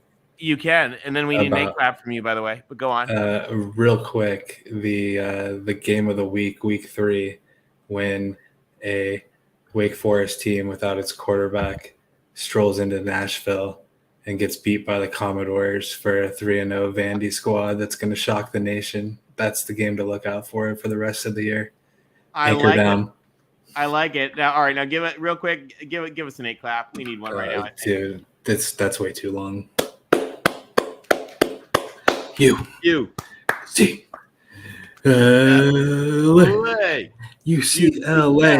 Fight. I had to censor myself at the end because there's a different way that we say it. Yeah, well, we don't say it that way. We don't recognize it. Yeah, exactly. We got a real good question here from LBC. Will we see Charisse again ever if Will gets his wish with a victory over OSU, over lowercase t OSU? What do we think, Will? I really hope so, but I don't know. Like, someone who talks that much trash, I just don't think they can show themselves again in the chat. Like, if I was them, like, I might just either change my username or just not comment again on the show. Like, I don't know if I could show myself after all that trash talking. It's just a lot. It's a lot to have to. It's a lot. That's a big humble pie right there. That's 2 humble pies. I will tell you, we will make sure that if that game happens, we will make sure that we have the suicide hotlines posted for everyone in Columbus. Remember, there's always another season. And I predict a really good game either way. If Notre Dame does somehow pull it out, Will, and I want you to take it slow, but if they do pull it out, I think it's going to be one of the more epic games of the year. I mean, it's already going to be. The way I kind of see it ending, it's probably not going to be one of the epic games. But if you get your wish, I think it'll be a close, like you know what I mean, like coming down to the last drive. In the old days, there'd be flash bulb. Now just people with their phones. But I mean, it's going to come down to that last drive, and maybe this time Notre Dame will come out on top. Well, and we want to, by the way, give a shout out to Mark, who's watching us. Thank you for letting us have this little forum here. This has been a lot of fun. Thanks, Mark. Thank you, Mark. We hope you get a little break. HR picking stuff. 4's up. 4's in the air. Mighty Beaver. I really want USC to play Oklahoma. Would they be able to handle it when they got whipped by us? What do you guys think? What would it be? The Alamo Bowl? What would we play in? What's the tie-in for USC for Pac-12? And I think we need to create a new special bowl in LA just to bring them to the gates of their personal hell. It would be great. I mean, I don't think they're ready for that yet. I just don't, because either way, I think they're going to burn their whole city down. If they win or they lose, they're going to lose their minds. So I don't think that Oklahoma is ready for that. But sorry, we're breaking the rule. We don't talk about that. Right, that's right. We set off the alarms when we do that, so we don't want to do that. We don't want to talk about truck stops. I don't know if you guys know. We haven't mentioned it here. Bill Walton, beloved, sacred patron saint of the Pac-12, believes that all schools that are not part of the Pac-12 are truck stops. So that could be Iowa State, that could be Nebraska, that could be Yale, that could be, just anywhere that's not in the Pac-12. It's pretty much a truck stop to Bill Walton. Bill Walton does not lie. He does not lie. Hey, we want to also give a shout out. We got Traveling Fools here. You guys, TF is just one of the all-time great guys. He does Jeopardy trivia night on Saturdays. It's a lot of fun, and he goes live all the time. They do trivia questions. If you're really lucky, you can get there, and you might get to see me completely humiliate myself with a big fat 0. Well, and as great as trivia night is, and a lot of us are in there. He is really, his big thing is his travel site. He does some great videos, and if you guys are into travel, I really, especially some of the videos he has, of like the water. If you like being out on the water and going to tropical places, if you haven't subbed him up, you guys should really take a look at it. Yeah, TF is just one of those all around great guys. So we're glad to have him. And let's give a shout out real quick here. Speaking of No Truck Stops, to the No Truck Stops podcast, which has a brilliantly irreverent, very, very Pac-12 look on things. Love those guys. And for those of you guys on Twitter, Equity Bruin, who is one of the sort of mainstays of that podcast, is absolutely hysterical. And the Big Ten is not ready for Equity Bruin or David Woods. That's for sure. And I can't wait to see it happen. What else? For those of you guys still watching, we still got there's 100 of you guys on the 3 different channels right now. Come join us. Tell us what you think about the Pac-12. This is our little pack, our first of the pack show. Hopefully there'll be plenty more. If you don't know, we haven't scared Mark off. We'll put the link. I just put the link in the chat again. So feel free to join us, call in, talk to us. But John, you called in. Tell us more about your perspective on the pack. Yeah. Well, I figured, it was a good time to call in when everybody was talking about the non-pack one that they were excited about. But I'm excited for Oregon v. Georgia. I think that one's going to be a fun one, and I think it's going to be I think people are going to be surprised at how it goes. I mean, Georgia loses a lot of NFL talent. And now we played them, and it was basically like regular people versus giant mountains on the lines. But a lot of them went to the NFL. And Oregon's coming in there. I don't know, man. I'm the definitely Ducks win. It'll be for that so one. quacking great, man. Thanks, if the Mark. Ducks win, it'll be so quacking great. It will be quacking great if the Ducks win. Gary just brought up a good point, reminding us that Stanford facing a mighty Colgate because a Power 5 team canceled late, forcing Stanford to scramble late in the process of lineup replacement game. And I'll tell you, it's very sad. UCLA had a very similar situation because USC played some wussy-ass team that just didn't want. They were afraid of the mighty Bruins in their sissy blue jerseys, and they would not come to the Rose Bowl. And so, yeah, that wussy team of Michigan who canceled on UCLA. John, Yeah, John, talk to us about this. Yeah, I already called the hires up idiots in chat today. So all right, you are forgiven. You are doing the Lord's work in Ann Arbor. Well, actually, you're not in. Yeah, well, now Dr. Santa's Santa's Florida, coming in, and maybe that won't happen in the future. Let's see. Now, do you guys know? Speaking, we're going to take one quick diversion, or a quick timeout, because I think this is actually kind of awesome. Michigan hired their new president, and he'd come from the University of British Columbia, and he was actually at Cincinnati and helped build up Cincinnati's program beforehand. But the Michigan Regents were not sold that he was committed to athletics, and they wanted him to say, really kind of show, like, how do we know that you're really committed to athletics? And he said, well, I believe I'm the only president of the University of Cincinnati to have ever crowd surfed all the way to the top of Nippert Stadium. And with that, the Regents were sold, and Dr. Santa Ono is now the president of the University of Michigan. So congratulations to him. It's a great hire. There was a nasty scandal, and the Michigan's president emeritus came back, but he's back. And for USC and UCLA fans, going to be a great ally in the AAU and in the Big Ten. So that's going to be kind of fun. Well, Hey, Tony? None of us knew Mary Sue was going to be coming back, but Mary Sue did the last graduation.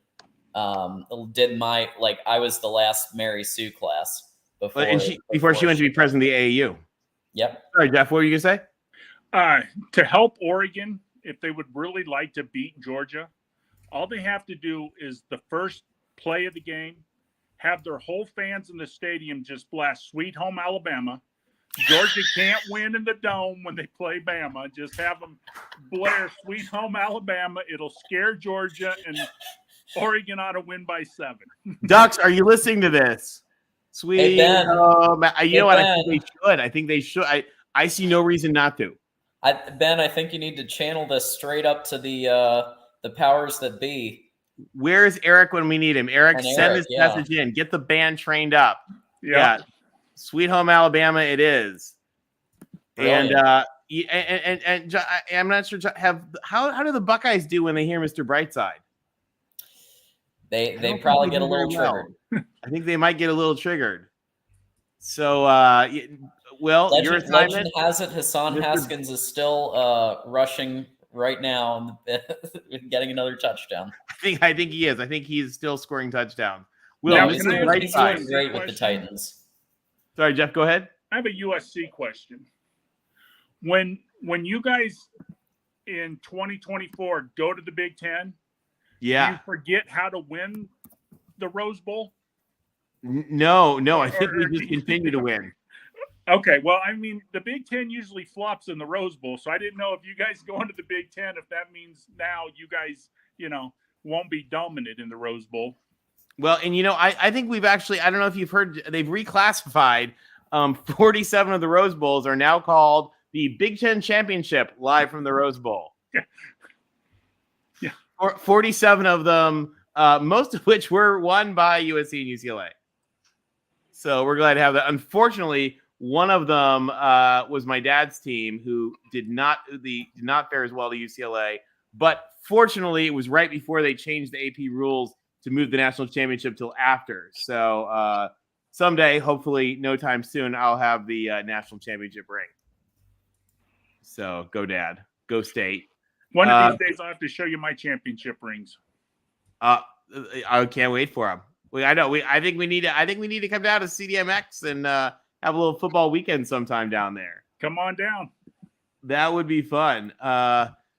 John reminds us every Cincy fan has said Dr. Santa was pretty great. I'll tell you, actually, one thing that when we talk about realignment that nobody ever believes me on is he was at UBC, which I think they should incubate a Pac team there.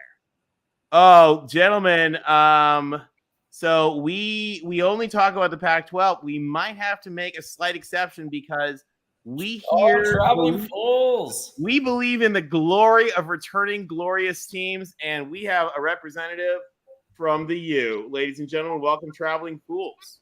They stole a Pac-12 coach, so. Hey! Well, this is just the Southern Ducks checking in. The Southern Ducks checking in with you guys. The ugly duckling. The ugly duckling. What a great show you guys got going here, man. This is really awesome. I tuned in a minute ago. Well, we're glad to have you. Thank you. Talk to us about the Canes, because those of us who have a deep love for the glorious return of the 70s, 80s, 2000s, we need the Canes back as well, and things are looking good for you guys. Well, I mean, everybody says things are looking good, but we won't know that till things actually look good. Let's all be realists here. Everybody likes to talk every year. We are back. We are kings of the off season. Every off season we rule. I mean, it's like we are back. We are back. We are back. Week 3. Oh, dang. Here we go again. So let's just go on ahead and wait and see what happens when we actually win a football game or two, or throw for more than 10 yards. Let's see what happens. But we are the Ducks of the off season. I love it. We got Cristobal down there, so I think that counts. That gives some Pac-12 legitimacy to the Ducks of the Southeast. Yeah, we're like the redheaded stepchild of the Pac-12 show. Hey, we'll take it. We'll take it. We're glad to have you.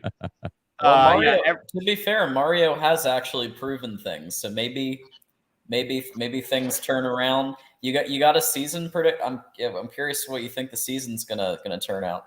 Well, I mean, Tony, Tim, y'all have known me long enough to know my season prediction. Miami is going 123-0. and take it to the bank. I bet your whole farm on it. I promise you. I'm gonna get on the app right now and. Yeah, yes, you are going to win bigly. I'm really excited for this king of the off-season bowl between you guys and the Aggies. Like, if you guys win that game, that'll really ruffle some SEC feathers. They will lose their minds. No, and I won't. Yeah, you'll like it. And by the way, we want to just to be clear to our SEC friends and SEC fans. When we say the SEC, we don't count Alabama because Alabama is an empire unto itself. You know, like Alabama does not feel the need to reflect on others' glory because they're all reflecting on Alabama's glory. Yeah, you'll never hear us chant SEC, SEC. We chant us. Exactly, and that's I've always respected Alabama so much for that. Like, yeah, they were even in the really down years when LSU was not down. You did not hear any of that nonsense from LSU. I'm going to chant Big East, Big East, Big East. you guys in West Virginia, I think should. I think because right. You know, one of the things I laugh about. We don't talk about certain other conferences on here, but I do laugh that they don't realize West Virginia is a blue blood of the Big East. So exactly. Yeah. Darrell MVP. You know, again, we're adopting Miami here as honorary Pac-12 because remember also the dog father Don James was from Miami. He was a Miami Hurricane. And Miami also humiliated, ended UCLA's attempt at a national championship. So I'm totally fine with that. Well, I mean, I've always been a big Beaver fan, so. Ain't we all? I'm going to go on ahead and say I can fit in the Pac-12 as well. Exactly. Who doesn't want a giant beaver with two chainsaws? You know. Go Pac-12. The Beavers. Believe me, when I was an undergrad, there were a lot of T-shirts for the games between the Beavers and the Trojans. A lot of great undergrad T-shirts. Gary, this is a great show, though, guys. I really like what you got going here. I tuned in after Pete's show. I came in here and started listening, and I was like, "Oh, holy crap! You guys are doing a really good job." Oh, thank you. I say "holy crap," not like I was surprised, but you were surprised. But I'm okay. No, I really obviously you were surprised anyone was here, weren't you, TF? I'm pretty sure you were like, "Whoa." No, I looked and I was like, "Holy cow!" There's 6,200 people watching, and I was I was quite shocked, taken aback. I just got my little brother to turn in 100 computers to log into us, so that's probably what we've got. Schoenfeld's numbers are very confused, just like his season record. Exactly, everything's times 100. So exactly, and we want to give a shout out to Gary Lewis. Gary is awesome. We see him in chat all the time. Great football fan overall. Always has really good takes. You know, I'm always typing Gary. I agree 100%. So, and I always thought for the longest time that Gary was a Trojan. He was always throwing up the victory. He was always talking Pac-12, and so I referred to him as a Trojan. He said, "Well, no, actually, I'm just a Pac-12 fan." So it's great to have like just a solid Pac-12 fan in the group. So appreciate tuning in, Gary. Yeah, we're glad to have you, and hopefully, you know, we'll have we're gonna be doing this every week and getting the Pac-12 folks together again, talk about the conference. Now, Tony brings an interesting point. UCLA 98 was a complete fraud. They could not tackle air. That is true, and you know, a lot of people say that there was a lot of mob gambling money that paid for them to not even be able to tackle air. TBM will shoot us for that, but we'll defer to the Bureau on that one. NorCal Matt, we agree completely. Pac-12 fans love our teams too. There just aren't enough of us. But we've had a lot tonight, so it's been a lot of fun. Offensive coordinator Al Borges. I like this show because there are a lot of Pac-12 fans. And Pac-12, you guys, for some reason, it seems like everybody's down on the Pac-12. And I'll tell you what, I've always enjoyed the Pac-12. Well, I'll tell you, I have a theory, and that is that the Pac-12 doesn't really fight back generally when, you know, they get like attacked on Twitter because like they really don't care about anything east of the 5 freeway. I got a theory too, you guys. What's that? I have a theory that if the Pac-12 wins a bowl game this year, maybe people will start taking us seriously again. I mean, we got to kind of look in the mirror a little bit. If you go 2 years in a row and you haven't won a bowl game, we can stomp our feet and say, "Hey, we're here all we want." But we got to start doing the field. And the thing is, I think the programs are there. I think the programs have made some dumb choices. USC shot itself in the foot. Washington shot itself in the foot. This is an anomaly. This isn't what the Pac-12 is, and it hasn't been for it's just a series of unfortunate events that got us to this point. Starting with Larry.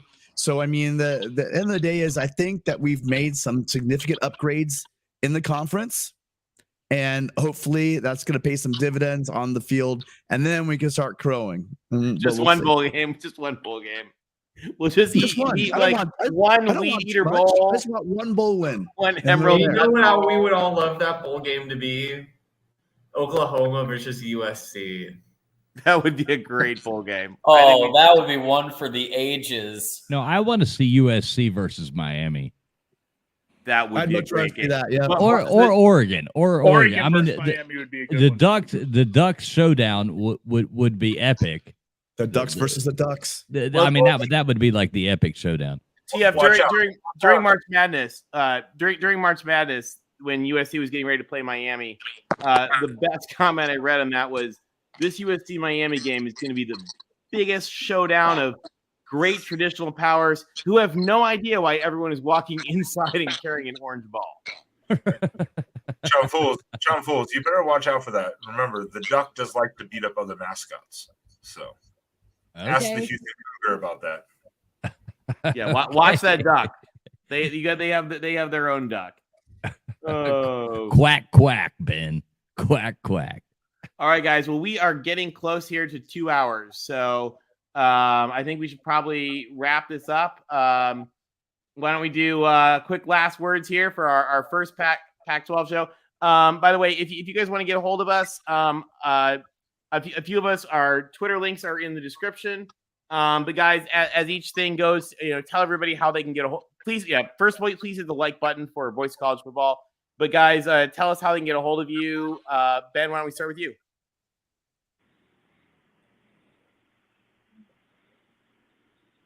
Oh, I think you're on mute. I was on the wrong tab. I was trying to find something. So final words. I'm not a huge social media person, but I do have a YouTube channel. If you want to connect with me, all my links are on my YouTube channel. You can find me on Twitter, also Instagram. I'm going to draw my Twitter or my Facebook. Jesus Christ. Sorry, my YouTube channel in the comment section. You can follow me there. And let's go Ducks. Let's go. All right. You can find Ben at Exploring with Ben and Sam. All right. Next. Thanks, Ben. All right. Next up to bat. Jeff, Tide Guy. Hey, you can find me at Tide Guy. I'd like to give a shout out to Tony and Tim. I do believe this is going to be a great show. I'm really happy that you guys are doing this for the Pac-12. I've learned a lot talking to both of you guys. You're really great guys, and thank you for all you do. And roll Tide. Thank you, Jeff. And you know what? For you, even on our Pac-12 show, we're giving you a roll Tide as well. Thank you. Roll Tide. Let's go with Will. Hey guys, so Friday night, I'm gonna try to go live and react to the games and also rant about why 247 and Athlon put our boy Tyler Buckner so low in our quarterback ranking.